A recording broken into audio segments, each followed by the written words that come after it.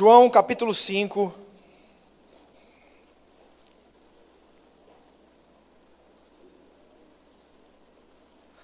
Queria ler com você desde o verso 1 em diante. Abra nosso entendimento, Espírito Santo, para que possamos entender as Tuas Escrituras. Toda altivez que se levanta contra o conhecimento de Cristo Jesus caia por terra. Todo espírito de religiosidade trazendo confusão e de entendimento, nós te repreendemos em nome de Jesus, assim como todo espírito de incredulidade que segue o entendimento dos incrédulos para que não lhes resplandeça a glória de Deus, segundo a Tua palavra, Senhor, em 2 Coríntios 4:4. Nós oramos como igreja e decretamos que os céus estão abertos, que o entendimento dos Teus filhos aqui estão abertos, para receberem a Tua doce e maravilhosa palavra, em nome de Jesus. Amém. Diz assim o texto, João, capítulo 5, verso 1, diz: passadas essas coisas, havia uma festa dos judeus, e Jesus subiu para Jerusalém. Ora, existe ali, junto à porta das ovelhas, um tanque, chamado em hebraico de Betesda, o qual tem 5 pavilhões. Neste jazia uma multidão de enfermos, cegos, coxos, paralíticos, esperando que se movesse a água. Porquanto um anjo descia em certo tempo, agitando-a, e o primeiro que entrava no tanque, uma vez agitada a água, sarava de qualquer doença que tivesse. Ali estava um homem enfermo, havia 38 anos. Jesus, vendo-o deitado e sabendo que estava assim há muito tempo, perguntou-lhes: queres ser curado? Respondeu-lhe o enfermo: Senhor, não tenho ninguém que me ponha no tanque quando a água é agitada, pois enquanto eu vou, desce outro antes de mim. Então lhe disse Jesus: levanta-te, toma o teu leito e anda. Imediatamente o homem se viu curado e, tomando o leito, pôs-se a andar. E aquele dia era sábado. Por isso disseram os judeus ao que fora curado: hoje é sábado, e não te é lícito carregar o leito. Ao que ele respondeu: o mesmo que me curou me disse: toma o teu leito e anda.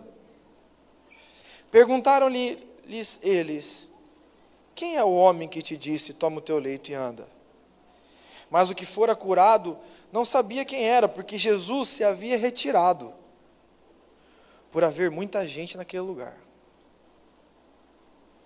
Mais tarde, Jesus o encontrou no templo e lhe disse: olha que já estás curado, não peques mais, para que não te suceda coisa pior.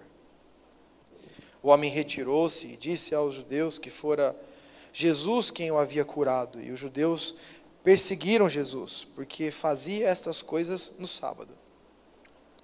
Mas ele lhes disse: meu pai trabalha até agora, e eu trabalho também. Por isso os judeus ainda mais procuravam matá-lo, porque somente violava o sábado, mas também dizia que Deus era o seu próprio Pai, fazendo-se igual a Deus. Queridos, esse texto é muito lindo. Nós temos milhares de ensinamentos neles, porque ele nos fala de tantas coisas especiais. Na verdade, no começo de João, no livro de João, capítulo 5, 6 e 7, começa a se desvendar nos olhos de Jerusalém o caráter messiânico de Jesus, que irritava profundamente todo o povo que estava lá. No capítulo 6, quando Cristo começa a se manifestar em Jesus, o Messias diante do povo, todo mundo: meu Deus, que homem é esse que faz tantos milagres? Que homem é esse que faz as coisas acontecerem, cura os enfermos, que tem o poder manifesto nele? E ele começa a pregar sobre o pão, ele começa a pregar sobre o cálice. E a Bíblia, o cálice dele, e a Bíblia diz, lá em João, capítulo 6, verso 60, depois no verso 66, depois você lê na sua casa, que os próprios discípulos dele disseram: está muito duro essa mensagem, Jesus. Nós não estamos aguentando essa mensagem de ser igual a você. Porque quando você abre a sua Bíblia, em João capítulo 6, a Bíblia diz que ele fala sobre Jesus sendo o pão da vida, que é esmagado por nós, né? O cálice da vida. Mas a Bíblia diz no verso 60, no capítulo 6, diz assim: muitos dos seus discípulos, tendo ouvido tais palavras, disseram: duro este discurso, quem o pode ouvir? Mas Jesus, sabendo por si mesmo que eles murmuravam a respeito das suas palavras, interpelou-os, dizendo: isto vos escandaliza? Querido, a mensagem de Cristo é uma mensagem que ela traz confronto. As mensagens do Evangelho são mensagens de restauração, de salvação, de cura. É ou não é, irmãos? Mas ele é uma mensagem de conversão. Diga comigo, conversão. Conversão, queridos, significa parecer com Cristo. 1 João capítulo 2, verso 5 diz o quê? Que aquele que diz que está nele tem que andar como ele. Significa que nós temos que viver como Cristo. Sentir como ele. Pensar como ele. Amar como ele, como a Bíblia diz também em João. A Bíblia diz lá em João que aos seus, a Bíblia diz, Jesus amou até o fim. Nós amamos até a pessoa fazer a primeira bobagem. Os maridos amam as suas esposas até as esposas começarem a brigar com seus maridos. Os líderes amam os seus discípulos até os discípulos começarem a darem trabalho para os seus líderes. Os discípulos amam os seus líderes até os seus líderes permanecerem no faz de conta de serem perfeitos. Porque nós temos que ser como Cristo. E a Bíblia diz uma coisa que é muito séria. A Bíblia diz que eu amei os meus até o fim. E um novo mandamento vos dou, diz Jesus. Qual que é, queridos? Qual que é o novo mandamento que Jesus deu? Jesus nos deu? Amarás. Diga comigo assim, ó, a Bíblia é uma bênção. Qual o novo mandamento que Deus nos deu? Amarás o teu próximo a ti mesmo, é isso? Não. Amarás o teu próximo como eu vos amei. Amarás o teu próximo como a ti mesmo não é novo mandamento. É os dois mandamentos que a Bíblia diz que se resume toda a Escritura. Mas ele diz, ame ao teu próximo como eu te amei. Eu te amei quando você era fedido, eu te amei quando você estava em pecado, eu te amei quando você era xarope das ideias, eu chamei você quando você era pecador, quando você era prostituto, eu te chamei quando você era perdido nas suas transgressões, eu te chamei quando você exalava veneno de murmuração, eu te amei quando não tinha nenhum atributo em você para te amar.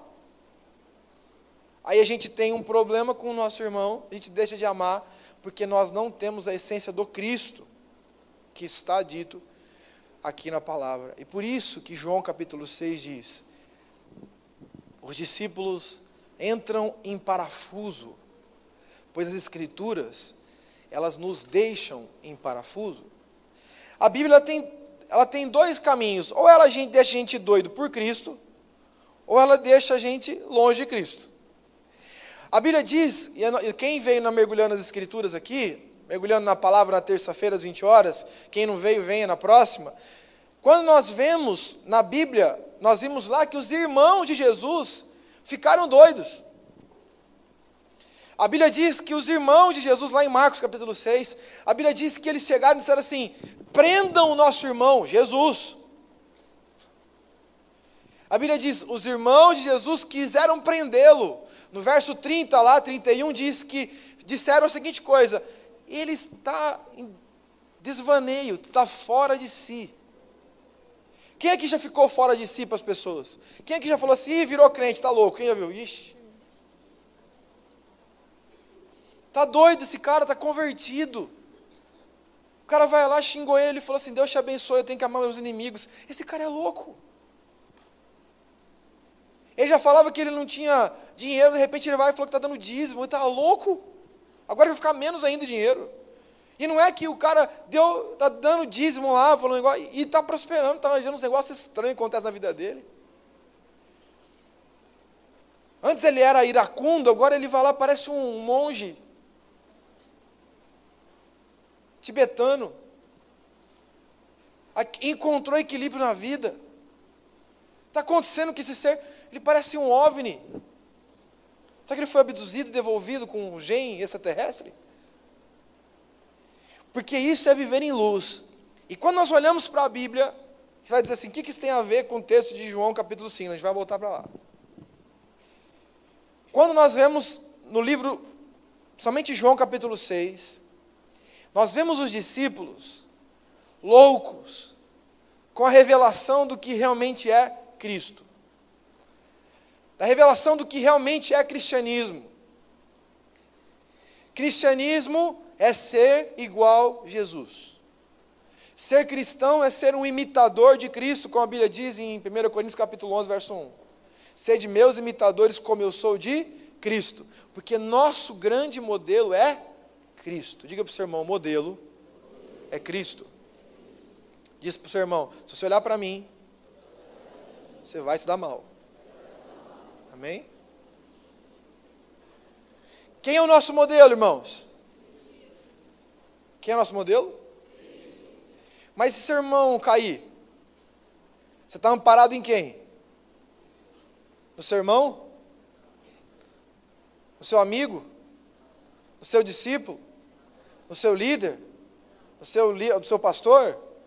Quem que você amparou a sua fé? Em Cristo. Isso é verdade mesmo? Por que muitas vezes, quando alguém vai lá e tropeça, parece um dominó, um vai tropeçando atrás do outro, um tropeçou, tudo. Porque muitas vezes a centralidade da nossa espiritualidade não está literalmente em Deus, mas está alicerçado em pessoas. E quando nós olhamos para a Bíblia, nós vemos que os discípulos eles começaram a ficar doidos. Lá em João capítulo 6. Eles começaram a dizer, que cálice é esse que você está falando, Jesus? Que cálice é esse daqui que eu tenho que beber? Quem comer da minha carne e beber do meu sangue não tem vida eterna? No verso 54. Pois a minha carne é a verdadeira comida, meu sangue é a verdadeira bebida. Ele começa a dizer, quem comer da minha carne e beber do meu sangue, permanece em mim e eu nele, assim como o Pai que vive me enviou. E ele está dizendo assim, tem que viver o que eu vivo. Quando a mãe de 2 discípulos de Jesus chegaram assim, Jesus, eu queria que os meus filhinhos ficassem um na sua direita e outro na sua esquerda, lá no céu. Jesus olha para ela e fala assim, você sabe o que você está pedindo para mim? Eles podem beber do mesmo cálice que eu bebo? Eles podem, porque a honra que você quer está atrelada à dedicação que eu tenho. A entrega que Deus me convoca a ter. E os discípulos estão nessa crise, porque eles dizem, o que está acontecendo? No verso 66 diz, à vista disso, muitos discípulos o abandonaram, e já não andavam com ele. Então perguntou Jesus aos 12, porventura quereis também vós, outros, retirar-vos? Respondeu Simão, não, Senhor. Para quem iremos? Tu tens a palavra de vida eterna, e nós temos crido e conhecido que tu és santo de Deus. Queridos, e aí ele começa a dizer, quem escolheu vocês em número de 12 fui eu. Porém um que está entre vós é Judas. As Escrituras nos ensinam sobre um cristianismo, irmãos, que nós temos que mergulhar nele.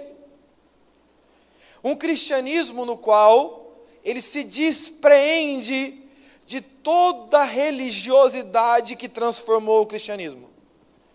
Nós aprendemos a fazer coisas, nós aprendemos a viver ritos, nós aprendemos a ter manifestações, nós aprendemos a realizar e fazer coisas que muitas vezes Deus não nos ensinou. Nós aprendemos a ter expectativa em coisas que Deus não ensina a gente ter expectativas. Nós muitas vezes temos alicerces nos quais Deus não quer que nós tenhamos esse alicerce.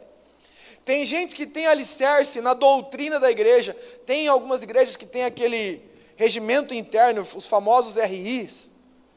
Regimento interno da igreja. Aí o discípulo sabe todo o regimento interno da igreja e nunca lê os evangelhos. E nunca leu o Novo Testamento, nunca mergulhou no Novo Testamento, lendo, bebendo, comendo da palavra e sendo devorado na sua carnalidade pela unção do Espírito que sai da palavra. E quando nós olhamos e nós voltamos para o texto, aonde começou a confusão, diga comigo, confusão. Foi lá em João capítulo 5, e a Bíblia diz que lá em João capítulo 5, Jesus, ele chega, no verso 1, ele está vindo para a festa dos judeus, ele está indo celebrar uma festa em Jerusalém. E no verso 2, diz assim, ora, existe ali junto à porta das ovelhas um tanque chamado em hebraico Betseba. E o primeiro ponto que quero falar com você nessa mensagem é que existia um tanque de misericórdia onde as multidões esperavam nele. A palavra Betesda está ligada a um tanque de misericórdias. Queridos, nós temos que refletir sobre esse tanque, sobre a função da igreja, da assembleia, dos santos, do culto que nós prestamos aqui, que nós somos. Porque existe uma multidão, diga comigo, multidão, que está sofrendo. E se existe alguém que não se preocupa com a multidão que está sofrendo, esse não tem Cristo. Pois a palavra de Deus nos ensina que todo aquele que tem Cristo ama o seu próximo como a ti mesmo, no mínimo. Se preocupa e se importa. A Bíblia diz, Deus amou o mundo de tal maneira que entregou um filho pelo mundo, porque se importa com as pessoas que sofrem. E o vento de apostasia, que nós estudamos no livro de Judas, é assim mesmo, homem de Deus, cheio do Espírito Santo, quando sai de perto da mãe, corre para o altar. Aí, ele dá 20 passos por metro. E quando nós olhamos para a Bíblia, e nós vemos, queridos, existe vários lugares hoje, nesse Araçatuba, vários lugares onde as pessoas estão se acotovelando para estar desejando um milagre, desejando um livramento, desejando uma restauração, desejando uma cura na alma, desejando uma libertação financeira, desejando espiritualmente um milagre que mude a vida dela. Existe hoje em Araçatuba dezenas, talvez centenas de igrejas que são como essa igreja de Betesda, como nossa igreja é, uma fonte de esperança. Talvez você veio para cá, porque você também, como essas pessoas que estavam lá, esperavam que algo milagroso acontecesse, e que talvez no meio daqui aparecesse um anjo, e a primeira pessoa que pulasse em cima do anjo fosse curado, ou se de repente eu vou lá e falasse alguma coisa, e viesse uma luz, e passasse, e todo mundo fosse curado, e nós geramos expectativas, e nós geramos conceitos, e essa multidão estava lá. No caso desse homem, 38 anos, esperando um milagre. E nós como igreja, nós não podemos ser um lugar onde nós estamos só nos preocupando em sermos abençoados, mas nós temos que nos preocupar em transformar o lugar onde nós estamos, um lugar onde abençoa aqueles que não conhecem a Cristo. Depois a palavra de Deus diz que ele estava lá no chamado tanque de Betesda, o qual tem 5 pavilhões, e nesse jazia, no verso 3, uma multidão de enfermos, de cegos, de coxos, de paralíticos. Verso 4 diz, esperando que se movesse a água. porquanto um anjo descia em certo tempo, agitando-a. Queridos, segundo ponto dessa mensagem é o misticismo e a falsa esperança de milagre. Eles tinham desenvolvido uma coisa, eles tinham desenvolvido um pensamento de milagre. Como eu vejo as atrocidades que nós temos visto nesses dias, passe pelo corrente não sei do que, passe pelo manto não sei da onde, receba a cura se você tocar na arca da aliança que está em cima do púlpito, e as pessoas vão vivendo um monte de coisa, né? Vão falando um monte de coisa, transformando em mercado aquilo. Se você vir aqui, se você passar pelaquela porta, aquela escadinha, você der uma oferta especial e vir aqui em cima do púlpito e tocar numa arca, você vai ser próspero, rico, bonito e legal, vai ter um carro zero. E as pessoas se acotovelam para subir, para entregar uma oferta, para subir aqui, para fazer, desprezando, barateando, chutando, cuspindo na graça de Deus. A graça e o milagre de Deus não está atrelado a nada que fazemos, é favor imerecido, vem do alto. Quando nós olhamos para a palavra, essas pessoas desesperadas, porque quando eu tenho necessidade de um milagre, eu fico desesperado. E sabe o que ecoa na minha mente? A frase de Martin Luther King, dizendo assim: o que me impressiona não é a voz do opressivo, não é o grito do opressor, é o silêncio do justo. Porque eu vejo na televisão, eu vejo na frente dos lugares, eu vejo você que sofre, você que está oprimido, você que tem encosto. Eu queria saber o que é encosto, porque na Bíblia não existe isso.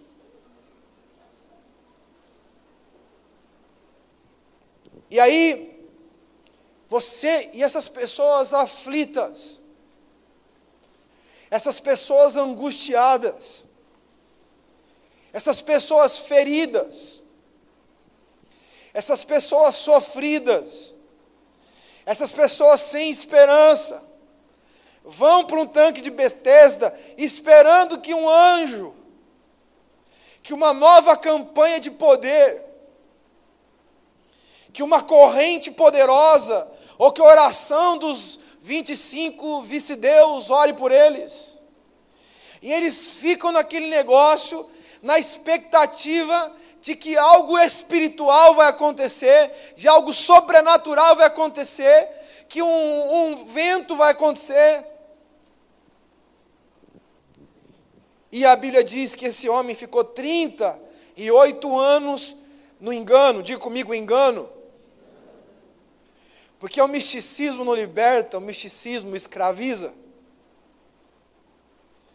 A religião não liberta, a religião escraviza. Marx diz, a religião é o ópio do povo, assina embaixo. Cristo é a libertação, a religião é o ópio.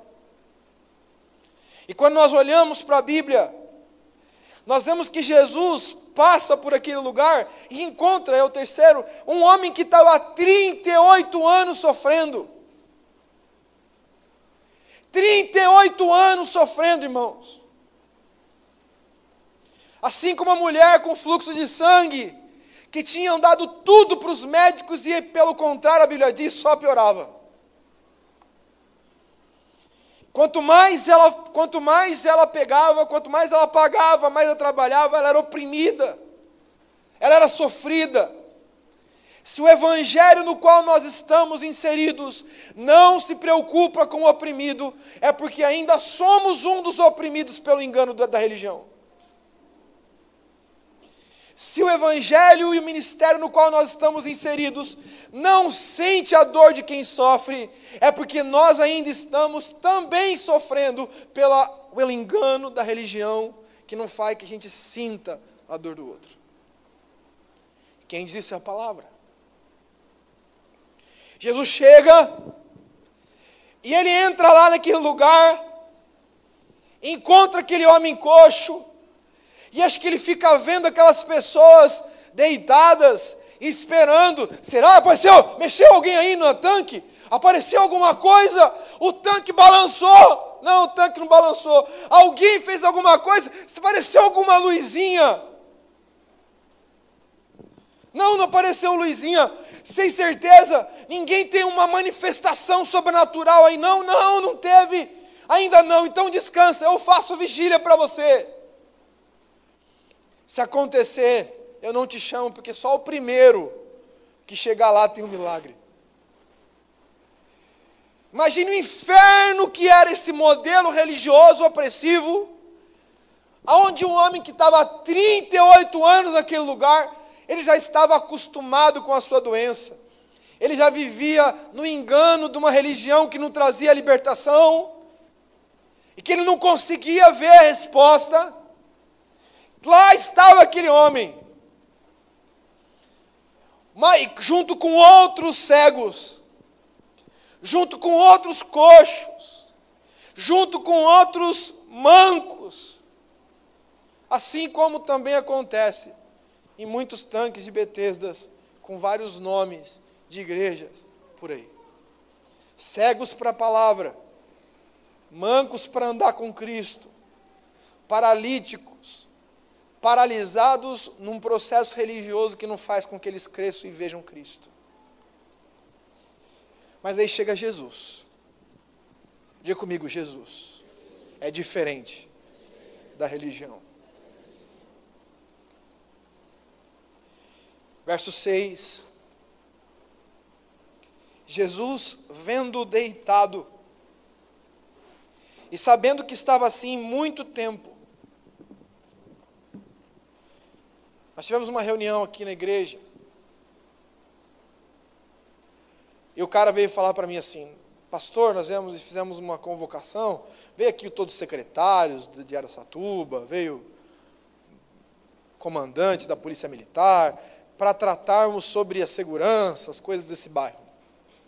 E aí o Shaddai liberou o espaço para que pudesse fazer essa audiência pública, principalmente sobre a Praça Independência, sobre as pessoas que estão aí usando drogas e assim por diante. Aí uma pessoa chegou para mim e falou assim: pastor, eu admiro muito o seu trabalho. Eu falei: é mesmo? Que bom. Só que a vida já me ensinou a tomar cuidado com quem me elogia.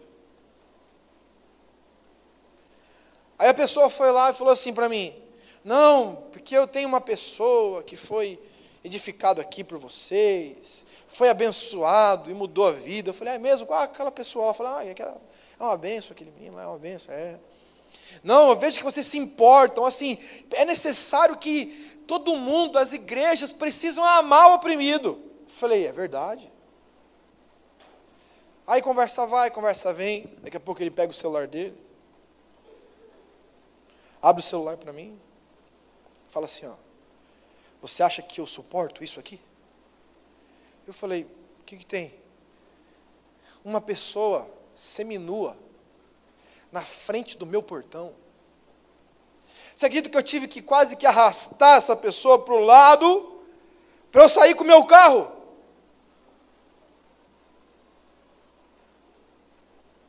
Eu só lembrava de uma coisa, da parábola do bom samaritano,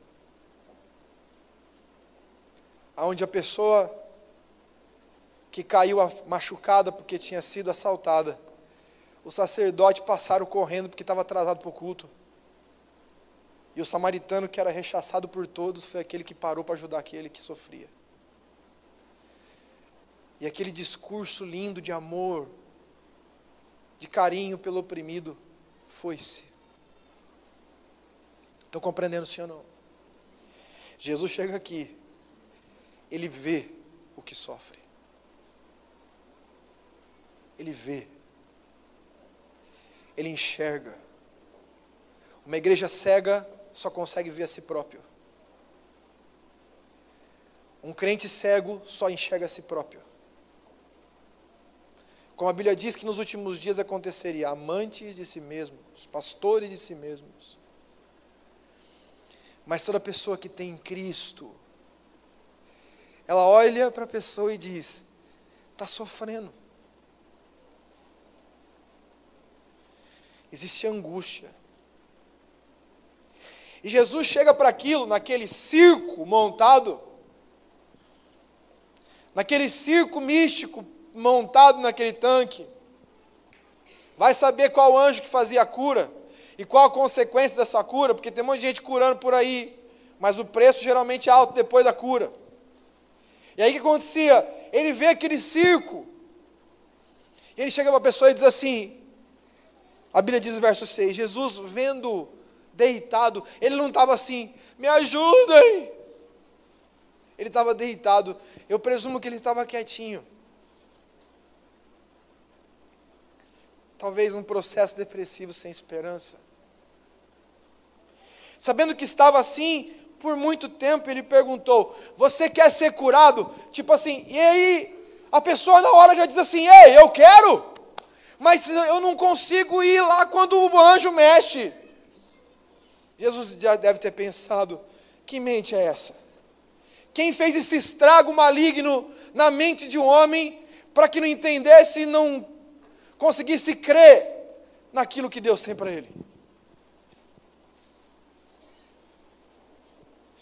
A Bíblia diz assim, respondeu-lhe o enfermo, Senhor, verso 7, não tenho ninguém que me ponha no tanque. Quando a água é agitada, pois, enquanto eu vou, desce outro antes de mim. Então lhe disse Jesus, rompa com a religiosidade maldita e sua ritualística aprisionativa. E diz para ele assim, simplesmente levanta-te e toma o teu leito e anda. Eu acho que aquele homem deve ter dito, mas como assim? O anjo não balançou as águas. Eu não vi um ventinho fluindo aqui assim, ó. Eu não arrepiei, então eu não recebi milagre. Tem alguma coisa errada nesse Jesus. Ele diz assim, ó, levanta-te. Esquece o circo. Esquece o caminho da religião. Simplesmente creia. A Bíblia diz que, no verso 9, imediatamente o homem se viu curado. E tomando o leito, pôs-se a andar. Porque, queridos, quando há poder de Deus não precisa de ritos. Eu vejo as pessoas dizendo assim, não, eu quero ser pastor, mas deixa eu dizer uma coisa, eu sinto que Deus está me chamando, mas eu nunca ninguém apontou dedo para mim e disse assim diz o Senhor. Ou nunca aconteceu uma experiência sobrenatural. Você não precisa de experiência sobrenatural. A Bíblia diz assim, ó, que um dia uma mulher chamada Miriam, irmã de Moisés, irmã de sangue, achou que podia falar mal dele. Então, porque ele tinha feito uma bobagem na vida dele, coitado, como todo homem faz. A Bíblia fala que Moisés, Números capítulo 12, ele pegou uma mulher etíope para casar, sendo que Deus disse para ele, não pegue, não tenha envolvimento com nenhuma mulher que não seja de Israel, hebreia. Ela ficou irada como uma irmã, achando que tinha o direito de falar do seu irmão, reuniu umas pessoas, e começou a dizer, essa pessoa, esse meu líder, Deus fala com ele, mas Deus fala para mim também. E Deus chama ela de canto e diz assim para ela assim, Miriam, com você, eu falo através de visão, de sonho, mas com meu servo, eu falo face a face. Porque esse é o cerne do entendimento. Quando nós somos místicos e queremos, Deus me deu uma visão, não que Deus não possa dar, Deus dá visão, Deus me deu um monte de visão. Não que Deus não possa nos dar um sonho, Deus não possa dar uma pessoa para dizer assim, diz o Senhor. Mas a grande maturidade no nosso relacionamento com Deus, sabe qual é? Face a face. Sem intermediários. Quando Deus olha para a gente e diz assim, Vitinho, eu te amo, velho. Você fica tranquilo, que você sei que está passando por turbulência, mas nós estamos juntos, eu e você é meu filho. Quando ele vai e fala assim, Carla, fica tranquilo, eu estou contigo, Carlinhos.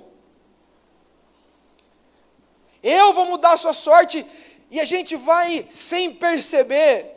Presta atenção que Jesus ele entra no circo religioso montado com todo mundo do lado, com o tanque, esperando um anjo mexer, e simplesmente ele lida como se, anjo, mexendo. Eu estava vendo na rádio, um negócio assim, o templo dos anjos, quase Enya, falta fazer anjos. Nós temos uma trindade que nos serve, queridos, que nós servimos. Nós precisamos de anjo, de intermediadores. Nós precisamos de Cristo na veia, porque Ele é o único digno de honra, glória e majestade. Só aqueles que creem aplaudem o Senhor Jesus.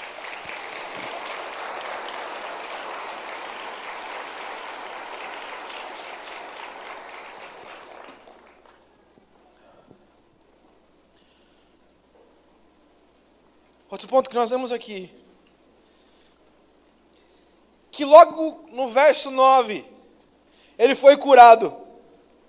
No verso 10, toda vez que nós somos curados por Deus, sarados por Deus, Deus faz algo poderoso em nossas vidas, nós chamamos para o pau a religião.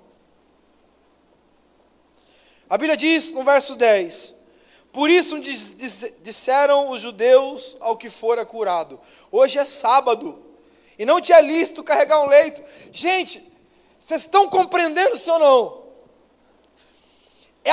Ele foi curado, ele era 38 anos escravo de uma enfermidade, e depois que o cara levanta, e Jesus disse, levanta e pega o teu leito, ele pegou o leito que era de palha, levantou o leito de palha e foi andando.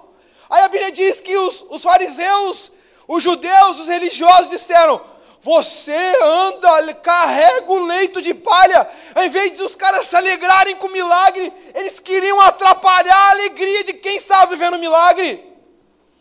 Porque todo religioso que não entende a graça, ele não compreende a restauração, ele não compreende o amor, ele não compreende a misericórdia, e ele tem raiva de quem compreende. E nós em Cristo precisamos cuidar do nosso coração, para que ele seja ligado com o Pai, e que nós vivamos Cristo em começo ao fim das nossas vidas, em tudo que realizamos, para não nos tornarmos místicos, religiosos, opressivos, e nos distanciarmos da essência de Cristo. Está dando para compreender, irmãos? Aí Jesus, mais tarde, encontra ele no verso 14, abra suas Bíblias lá, e a Bíblia diz assim no verso 14, mais tarde, Jesus o encontrou no templo e lhe disse, olha, você já está curado. E ele está andando, não peques mais, para que não suceda coisa pior. Diga para o seu irmão, pecado é coisa séria. Diga para o seu irmão, o salário do pecado é a morte. Não brinque com o pecado. Queridos, Jesus chega lá, e ele vai lá e vê aquele circo religioso místico, diz, meu Deus, quanto sofrimento, 38, 5 anos, 2 anos, 10 anos, 20 dias, 60 dias, algumas horas, não importa, esperando o milagre. Ele ora pela pessoa, e a pessoa é curada, e diz, levanta-te, você não precisa de rito, você precisa de Cristo. E a pessoa vai lá e é curada, ele se encontra com ela, e ele faz a advertência, que tem que ser a nossa advertência. Quantos aqui já foram curados por Deus? Quantos já foram perdoados por Deus? Quantos aqui sentem o perdão de Deus sobre as suas vidas? Amém, queridos? A Bíblia fala, eu não lembro mais dos vossos pecados. Ele se esqueceu. O apóstolo João, mesmo que escreveu essa epístola, mesmo que escreveu esse evangelho, escreve, filhinhos, para isso vos escrevi, para que não pequeis. Mas caso pecais, saibam que existe o quê? Um advogado que advoga por vós. A Bíblia diz, queridos, que ele chega para ele, para aquele cara que tinha sido curado, que estava feliz porque não ia mais ficar manquitolando, se arrastando pelo chão, diz para ele assim, ó, você está curado, mas não peques mais.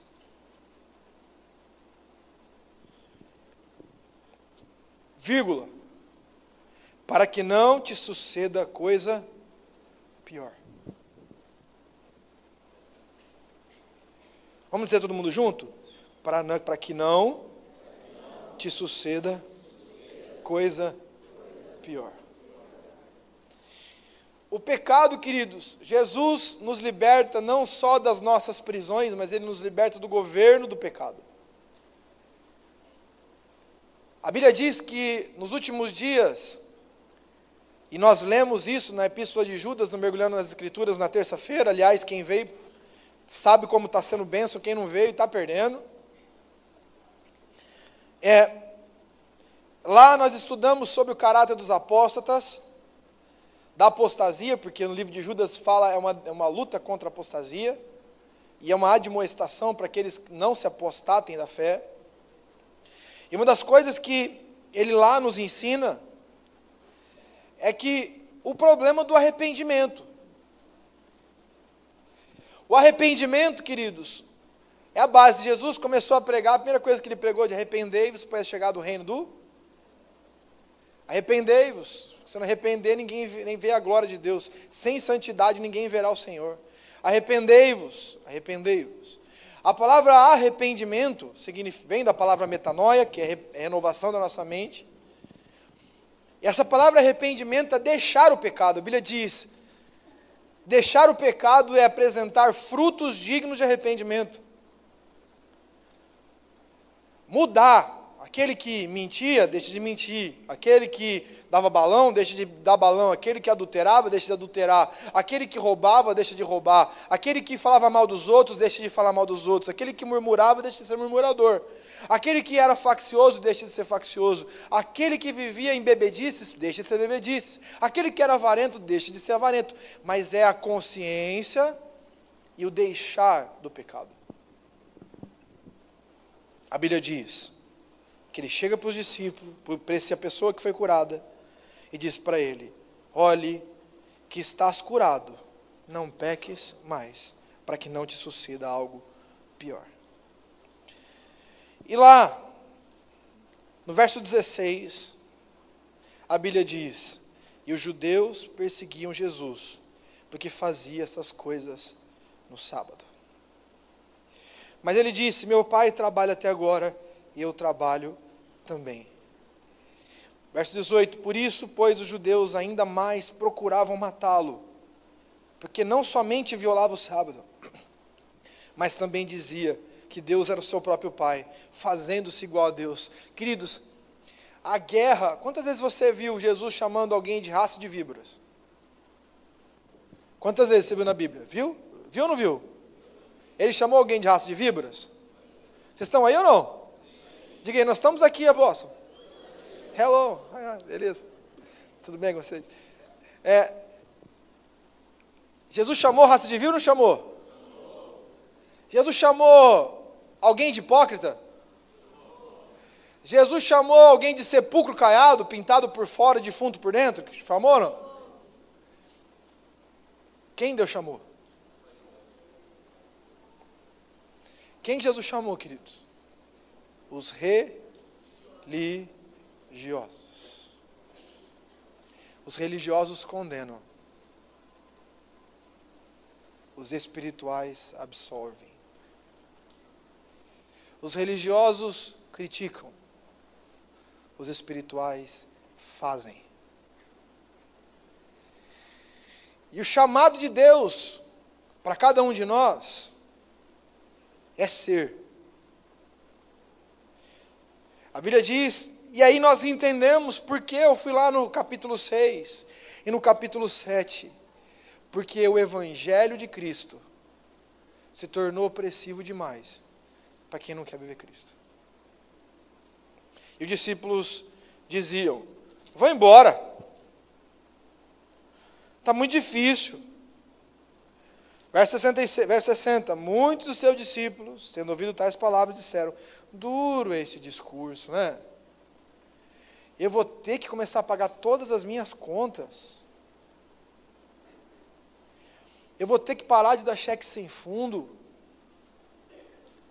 Eu vou ter que parar de ser injusto nos meus julgamentos. Eu vou ter que ser uma pessoa que ama o meu inimigo, suporta o outro. É duro demais esse negócio de ser igual a Jesus. Eu vou ter que ser uma pessoa honesta. Eu vou ter que ser uma pessoa que honra pai e mãe. Não. Eu vou ter que ser uma pessoa, segundo a palavra, as escrituras, não posso mais mentir, mas meu negócio é mentir. Eu vou ter que me acertar com a minha esposa, acertar com o meu marido. Eu vou ter que amar os meus filhos, gastar tempo com eles, eu não tenho tempo para isso. Esse evangelho está estranho, está incômodo. Eu vou ter que parar de reagir quando sou afrontado como um homem carnal e reagir como um homem espiritual, deixando Cristo fazer justiça. Não. Eu não gosto disso. Nós vemos, queridos, nesse capítulo 5 de João, um Jesus que vem com os dois pés no peito dos processos religiosos. Ele diz, eu basto. Eu basto. Diga para o seu irmão, Jesus basta. Só Ele. Aquele que come desse pão e bebe dessa água, nunca mais terá fome ou sede. Não é o que come do pão do El Shaddai. Não é o que come do pão da casa do William. É quem come do pão vivo que desceu do céu, Jesus Cristo de Nazaré. É a água viva que sai do trono de Deus e sacia nossa sede para sempre. Essa é a nossa grande revelação. Esse é o mistério dos séculos. Cristo encarnado e ressuscitado para nos dar vida abundante. Só aqueles que creem. Aplauda o Senhor Jesus. Aleluia.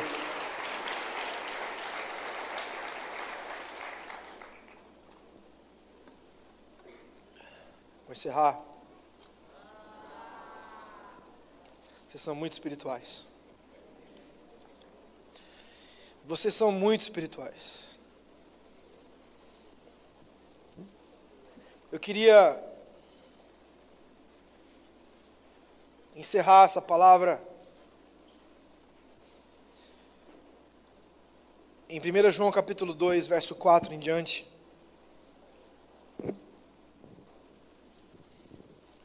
Abram suas Bíblias.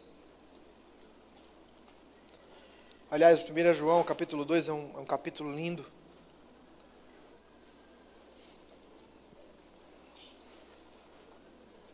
E lá no verso 4, ele diz: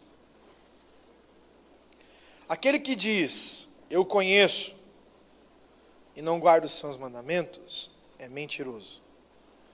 E nele não está a verdade. Aquele, entretanto, que guarda as suas palavras, e nele verdadeiramente tem sido aperfeiçoado o amor de Deus.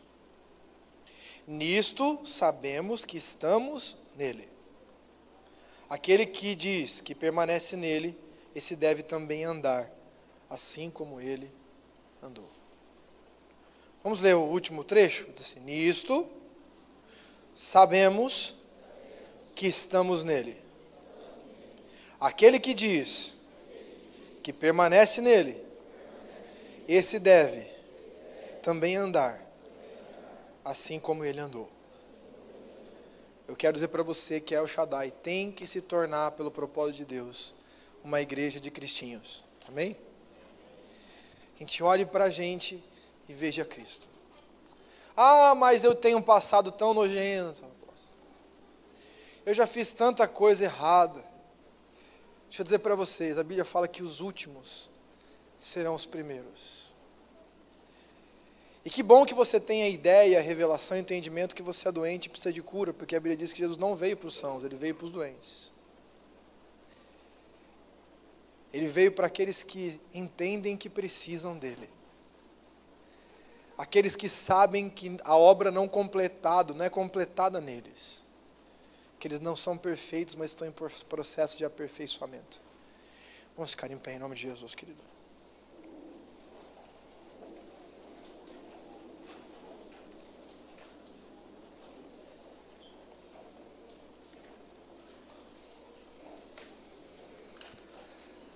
Talvez, queridos, vocês estão há 200 anos numa igreja, já fizeram graduação, pós-graduação, pós-doutorado, livre docência,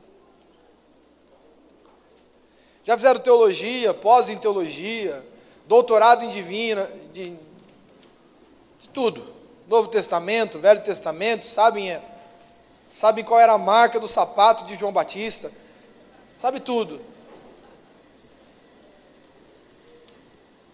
Mas tudo isso não serve de nada se a letra que sai daqui não virar vida em mim. E hoje, queridos, eu não vim chamar os santos, não. Esse apelo não é para os santos. Esse apelo não é para aqueles que já sabem tudo, para aqueles que são mais espirituais do que os outros. São para aqueles que entendem que não são nada. Romanos capítulo 3 diz: não há um só justo sequer. Não há um só que conheça, não existe um só homem que busque. E sua boca como um grande sepulcro. Não existe um ser humano, irmãos, que seja parecido com Cristo, se a graça não atingir ele. Está dando para compreender? Mas adiante da revelação desse Cristo vivo, do poder das Escrituras e do Espírito Santo,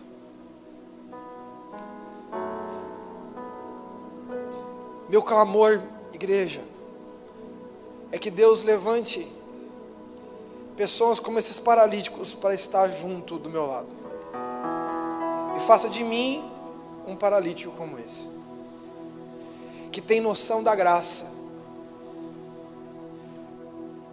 que tem noção do quão muito Deus fez em todos os homens. Quando a gente acha que Deus fez pouco, a gente acha que a gente fez muito. Quando a gente entende que Deus fez muito, fez tudo, a gente entende que a gente não fez nada. E que entendam que não é nenhum processo religioso que vai salvar, que vai curar, que vai libertar. Não existe um rito que vai sarar, não existe um anjo que vai mexer as águas. Existe um Cristo vivo, assentado no trono, como a palavra de Deus diz em Mateus capítulo 28, 18, toda a autoridade me foi dada no céu e na terra.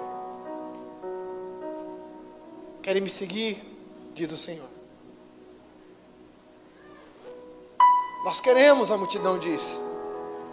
Nicodemos diz: lógico que queremos, Senhor, ninguém pode fazer os milagres que o Senhor faz se não for da parte de Deus. E ele diz: então morre, filho. Então morre. E nasce de novo, porque se você ficar vivo, você nunca vai entender minha vida em você. E lá ele diz mais, a palavra é muito clara. Vocês querem me seguir? Nós queremos. Então a primeira coisa, negue-se a si mesmo. Ai, mas aquela pessoa me feriu. Negue-se a si mesmo. Ah, mas negue-se a si mesmo. Ah, eu estou passando uma luta, estou enfrentando uma dificuldade, tem uma circunstância na minha vida. Tome a sua cruz e siga-me. E vá atrás de quem? Atrás de um líder. Vá atrás de uma instituição. vai atrás de um culto de poder, vai atrás de... Vocês estão comigo? Vai atrás de Cristo. Quando nós estamos na rabeira dele, ele vai, eu vou. Ele fica, eu fico. Ele tem um comportamento, eu tenho. Como ele reagiu, eu reajo. A Bíblia fala lá em 1 Pedro, 2 Pedro, esses nunca tropeçam, pois estão no testemunho de Cristo. Eu quero que todo mundo feche os olhos nesse momento, por favor. Se você não ficar à vontade de fechar os olhos, fica com o olho aberto, não tem problema.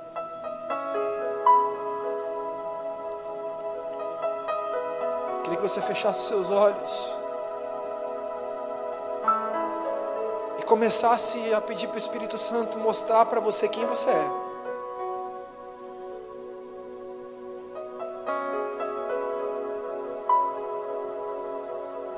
Quanto mais nós nos aproximamos de Cristo, menos eu olho para o outro, olho para mim. Quando alguém fala mal de você, o que você faz? Você se torna Cristo ou um gladiador? Quando alguma coisa sai fora do eixo e não ocorre como você determinou que deveria acontecer, o que você faz? Deus, o Senhor é Senhor sobre todas as coisas. Ou diz: Deus, por que você me esqueceu? Como você se relaciona com as pessoas que estão à sua volta? Ah, esse irmão é muito chato. E você acha que isso é legal? A Bíblia diz que os membros mais fracos do corpo de Cristo merecem a maior honra.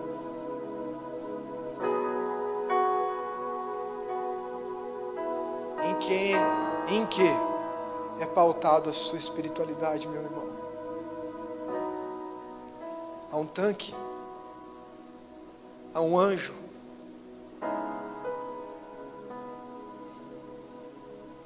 Ou a pessoa de Cristo Jesus? Porque quando eu me comparo com a pessoa de Cristo, eu vejo como eu preciso mudar. Quando eu olho para o meu irmão, eu digo: ah, mas ele também tem esse defeito, eu também tenho. Nós começamos a nos achar os caras. Eu quero chamar aqui à frente todas as pessoas que entendem que são doentes. Pois a palavra de Deus diz: eu não vim para os sãos, eu vim para os doentes. Todas as pessoas que dizem assim: eu preciso de Ti, Senhor. Não tem um tanque de Betesda aqui, tem um grande eu sou nesse lugar. Todos aqueles que entendem que precisam da graça, que precisam se converter todos os dias, que não descambam nem para o mundo no caminho pela esquerda, e nem pelo da direita do farisaísmo, mas precisam do Espírito e da palavra, que é a lâmpada para os nossos pés, para que andemos no caminho reto do Senhor.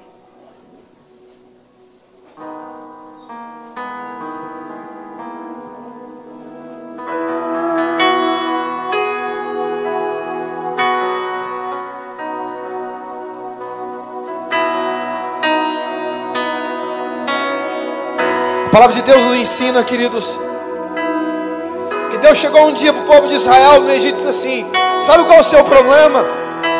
É dura serviço. Dura serviço é quem não se prostra. O seu nariz está apontado para o alto, e o seu nariz está apontado para o alto não é porque é de lá que vem o seu socorro, mas porque você acha que você é diferente dos outros. Dura serviço. Então vocês precisam de um tempinho a mais no deserto. Porque se existe uma escola que nos ensina a ser humildes, se existe uma escola que ensina a gente a ser quebrantado, se existe uma escola que ensina a gente a ser santo, é o deserto.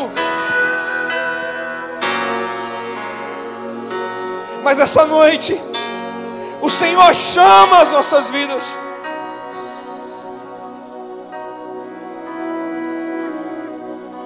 Aqueles que se prostram diante dEle,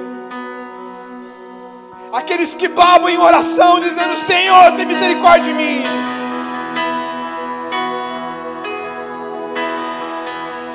Porque de um exército de altivos vem a iminente queda.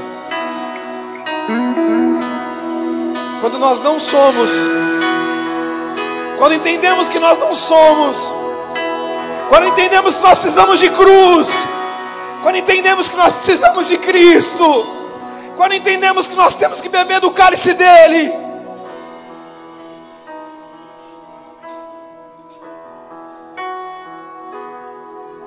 começa a fluir. Ore ao Senhor, queridos. Abra sua boca, igreja, comece a orar a Ele e diz: Senhor, tem misericórdia da minha vida.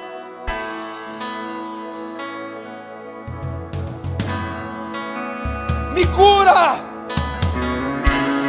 me restaura, levanta o meu chamado nessa noite, ressuscita a paixão, ressuscita o fogo.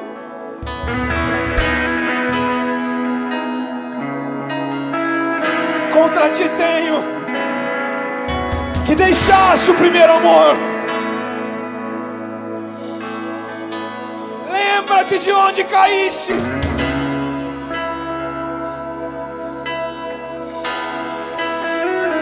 Lembra. Arrepende-te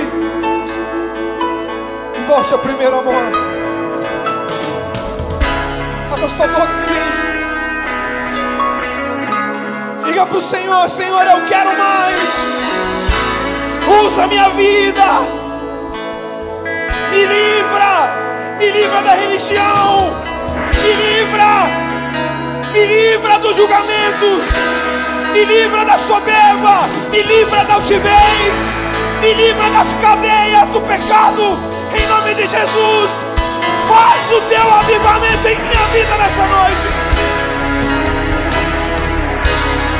Onde Jesus chega no tanque de Betseba e diz: filho, quer ser curado? Filho, quer ser curada? Quer ser curado? Levanta-te, toma o teu leito de autocomiseração e anda. Levanta-te, levanta-te.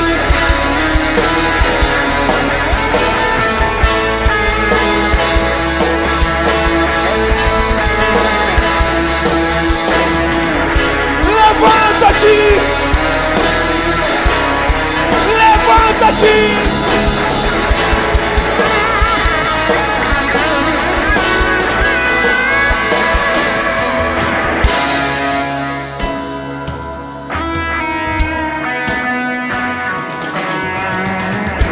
Levanta-te! Acorda, tu que dormes. Levanta-te! Endireitai os vossos caminhos, diz a palavra. Endurecei os vossos joelhos, e vós de ânimo dobre, purificai as vossas mãos.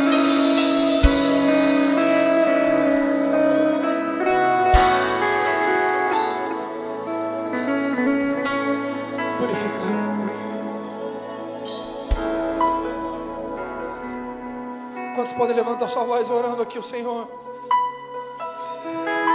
Se você ora em línguas, levante a sua voz e comece a orar em línguas.